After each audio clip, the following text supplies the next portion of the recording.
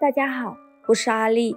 黑豆被称为豆中之王，钟南山院士把它誉为超级健康的食材。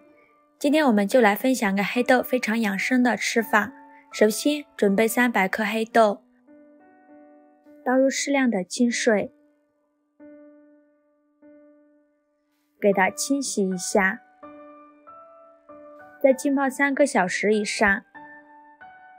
这是泡了3个小时的黑豆，已经变得胖乎乎的。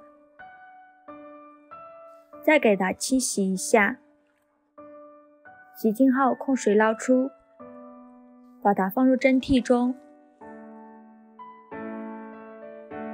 给它铺平铺均匀，这样更容易蒸熟。冷水上锅蒸，盖上盖子，大火蒸40分钟。趁这个时间准备块生姜，给它切成姜片。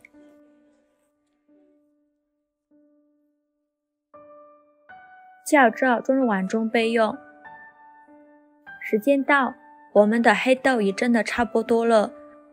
我们打开盖子看看，像这样蒸至开花就已经熟了。然后用勺子把黑豆舀出来，装入大一点的碗中。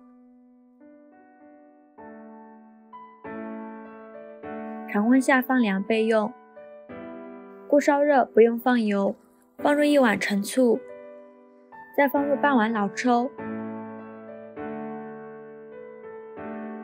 再把刚切好的姜片加进来，开大火烧开，用铲子搅拌一下。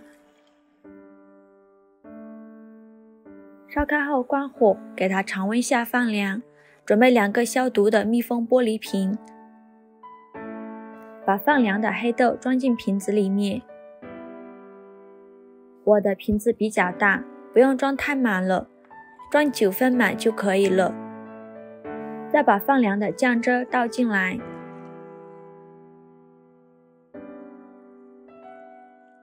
再把姜片也放进来，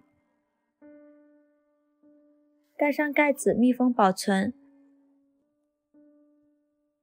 再像这样晃动一下瓶子，这样更容易入味。这个季节把它放常温下保存，不用放冰箱了，放上3天就可以食用了。用姜片搭配醋泡的黑豆，最好是早上食用，这样效果更佳。每天早上吃上2勺，对身体好处很多。常吃醋泡黑豆可以健脾养胃，还可以美容养颜。每天吃2勺，睡眠好了，头发黑了。做法也是非常的简单，喜欢的朋友就赶快收藏起来吧。谢谢您的支持。